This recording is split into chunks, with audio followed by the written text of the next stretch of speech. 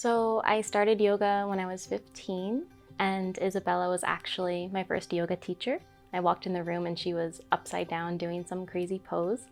And at that time, I was taking a lot of classes, trying different teachers, and most of them kept saying like, "Oh, you're so beautiful, beautiful dancer," but not Isabella. Isabella was like too flexible, not strong, need to get strong. So that really resonated with me, and so I chose her as my teacher. And so I was 15, that's already 12 years, which is pretty crazy.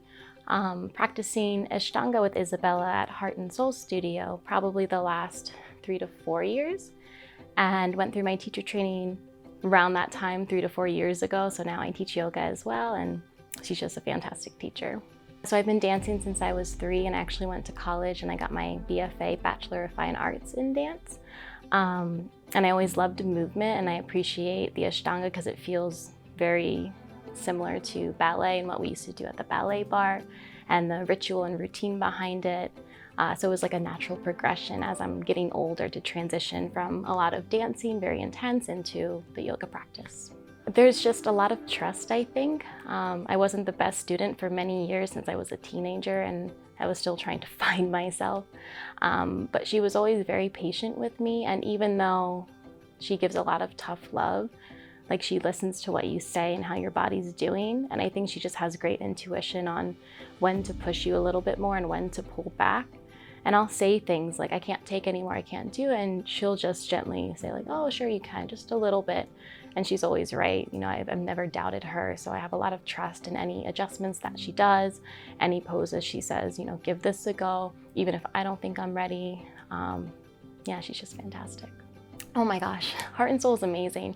So here we have all different bodies, all different ages, different backgrounds. Some people maybe didn't do yoga until in their 30s, 40s, 50s, but everyone is so dedicated to the practice.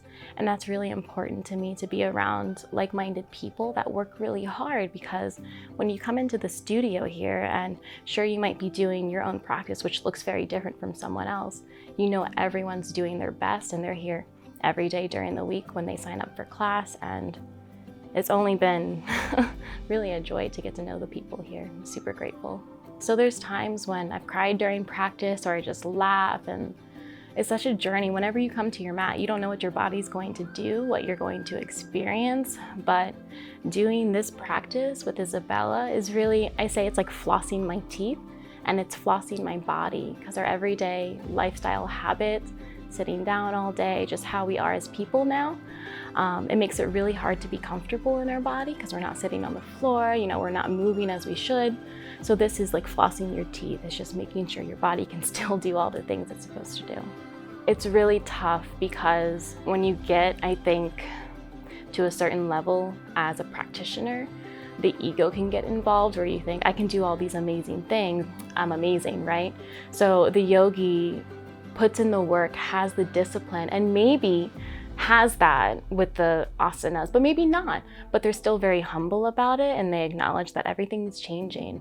And you might have a certain practice one day, 1 year, 1 decade, and then that goes away. And the yogi knows to accept that and not to fight the change as the body ages. So I think Isabella's a great representation of that.